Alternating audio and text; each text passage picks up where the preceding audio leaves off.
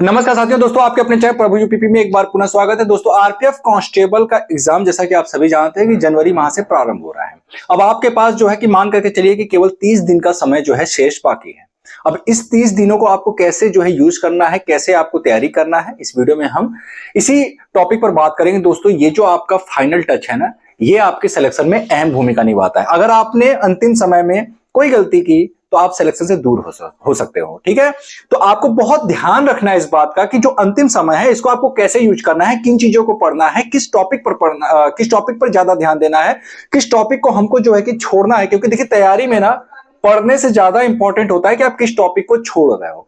क्योंकि मैं भी तैयारी कर रहा हूं, मैं भी एक एस्पिरेंट हूं, तो भैया मैं जानता हूं कि सब कुछ आप नहीं पढ़ सकते हो, इतना बड़ा कोई ज्ञानी नहीं पैदा हुआ है। ठीक है, तो ध्यान दीजिएगा दोस्तों, ये जो 30 दिन का स्ट्रेटेजी है ना, इसको देखने से पहले हमको इस बात पे ध्यान देना पड़ेगा कि जो आपका आरपीएफ एसआई का जो परीक्षा चल रहा है अभी, उसमें जो है क्वेश्चंस कहां से पूछे जा रहे हैं। आप सभी एनालिसिस भी जो है देख रहे होंगे, जो सेंटर पर जाके बहुत सारे यूट्यूब चैनल वाले हैं जो सेंटर पर जाकर के बच्चों से पूछ रहे हैं। तो उसको जो है आप लोग हर एक डेट का, हर एक शिफ्ट का अच्छे से एनालिसिस देखते रहिए, क्योंकि आपको उससे बहुत लाभ मिलने वाला है। ये मत सोचिए कि वो आरपीएफ एसआई का पेपर है, हमारे काम का नहीं है। भैया ऐसा नहीं है, आरपीएफ एसआई का पेपर भी टीसीएस करा रहा है और आरपीएफ कांस्टेबल का पेपर भी टीसीएस ही कराएगा। और मैं बता दूं कि चाहे आरपीएफ कांस्टेबल हो गया, चाहे आरपीएफ एसआई हो गया, दोनों ही एग्जाम का एक अपना नेचर है। ठीक है, तो अगर आपने आरपीएफ एसआई का एनालिसिस अच्छे से देखा तो आप उस नेचर से वाकिफ हो जाओगे और अच्छे से तैयारी करोगे। ध्यान दीजिएगा, अगर मैं बोलूं कि भैया सबसे मेन जो अभी तक जो मैं आरपीएफ एसआई का एनालिसिस देख रहा हूं, उसके अकॉर्डिंग जो मुझे अभी तक बच्चे बता रहे हैं, जो बच्चे पेपर दे करके आ रहे हैं, वो बच्चे बता रहे हैं कि भाई जो आपका करंट अफेयर है, जो सीए है, ठीक है, ये आपका 2024 का तो पूछ ही रहा है, 2024 का तो पूछ ही रहा है, साथ ही साथ जो है 2023 का भी जो है पूछ दे रहा है। ठीक है, ओलंपिक से प्रश्न आ रहे हैं, ठीक है, पैरालंपिक से प्रश्न नहीं आया है, ओलंपिक से प्रश्न आ रहे हैं, और भी जितने सारे इवेंट्स हुए हैं, ठीक है, वहां से प्रश्न आ रहे हैं, पुरस्कार से प्रश्न पूछे जा रहे हैं। तो करंट अफेयर ना सिर्फ आपको 2024 का पढ़ना है, बल्कि आपको 2023 का, मैं कहूंगा कि जुलाई से लेकर के दिसंबर का जो आपका समय है, उसका जो है कि आप करंट अफेयर तैयार कर ले। यकीनन जो है कि क्वेश्चंस वहां से जो है आ सकते हैं आपकी परीक्षा में। साथ ही साथ जो मैं बता दूं आपको कि जो जीएस है, बच्चे बता रहे हैं कि जीएस का जो लेवल है वो थोड़ा सा जो है अप है। ठीक है, अच्छा एक चीज मैं बता दूं, जैसे आपकी परीक्षा में आप जानते हैं कि रीजनिंग, ठीक, मैथ, जीएस, ये 3 टॉपिक से जो है क्वेश्चन आते हैं, ये 3 सब्जेक्ट हैं। ठीक है, तो किसी किसी शिफ्ट में जीएस हार्ड कर दे रहा है, ये दोनों नॉर्मल रख रहा है। ठीक है, किसी किसी शिफ्ट में क्या कर रहा है भैया, रीजनिंग को हार्ड कर दे रहा है, ये दोनों नॉर्मल रखेगा। किसी किसी शिफ्ट में मैथ को हार्ड कर दे रहा है, इन दोनों को जो है नॉर्मल रख रहा है। तो ध्यान दीजिएगा, ये हर एक जो है एग्जाम में ऐसा ही होता है। अगर 3 सब्जेक्ट है भैया तो कोई एक हार्ड होगा, 2 नॉर्मल रहेंगे। ठीक है, 2 आसान रहेंगे, आप कर सकते हो अगर आपने पढ़ा है अच्छे से तो।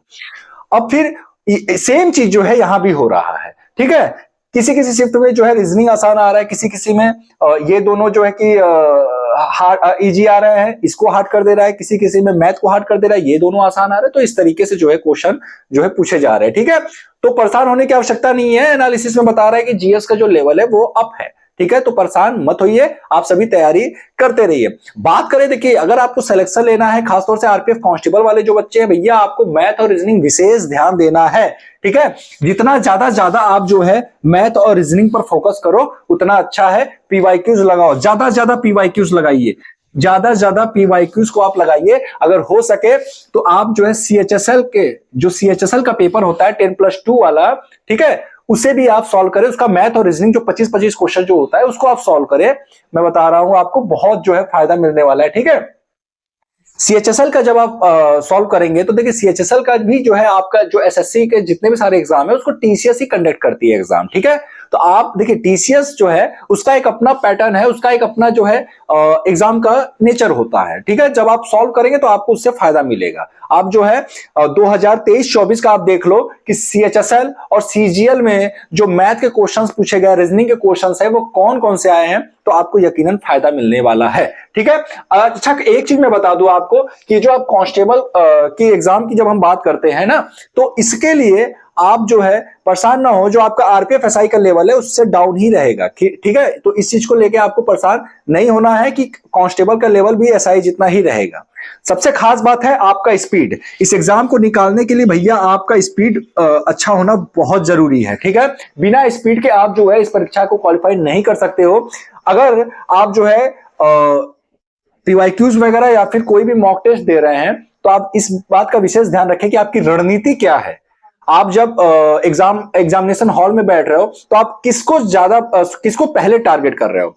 किसी भी क्वेश्चन में आपको उलझना नहीं है। पहली बात, आप जो क्वेश्चन आ रहा है एक बार में आपने लगा लिया। जो क्वेश्चन आपको डाउटफुल लग रहा है उसको आप जो है बाद में देखने के लिए आप उसको सेलेक्ट करके रख दो। जो क्वेश्चन आपको लग रहा है बिल्कुल ही नया है, बिल्कुल ही मुझे नहीं पल्ले पड़ रहा है, उसको आपको छोड़ना ही जो है सही रहेगा, ठीक है। तो देखिए 3 तरह के क्वेश्चन होते हैं। एक तो आपको जो 100% आता है, दूसरा जो आप डाउटफुल रहते हो 50-50, तीसरा जो बिल्कुल ही नहीं आता है। तो ये जो बिल्कुल वाला है ना, इसको आपको टच नहीं करना है, ठीक है। इसको जो आपको पूरा आ रहा है वो तो आप लगाओगे, दूसरा वाला जो है इसको भी आप ट्राई करना। अगर एक बार में लगा, ठीक है। किसी भी क्वेश्चन में आपको उलझ करके समय नहीं वेस्ट करना है। समय बहुत इंपॉर्टेंट है भैया। 90 मिनट में 120 क्वेश्चन करने हैं, आप जान रहे हैं। तो आपके लिए समय बहुत इंपॉर्टेंट है। किसी भी क्वेश्चन में आप उलझेंगे नहीं, इस बात का विशेष ध्यान रखिएगा। बहुत सारे लोग आपसे कह रहे होंगे कि पहले आप जब पेपर सॉल्व करना तो पहले मैथ और रीजनिंग को सॉल्व करना है। ऐसी गलती मत करना, ऐसी गलती बिल्कुल मत करना। सबसे पहले आप जीएस को सॉल्व करना। जीएस में उन प्रश्नों को पहले टिक कर देना जो आपको आ रहा है। जो क्वेश्चन आप लग रहा है कि भाई 50-50 वाला मामला है, उसको सेलेक्ट करके रख दो। उसके बाद फिर आप जो है मैथ और रीजनिंग पे जाना।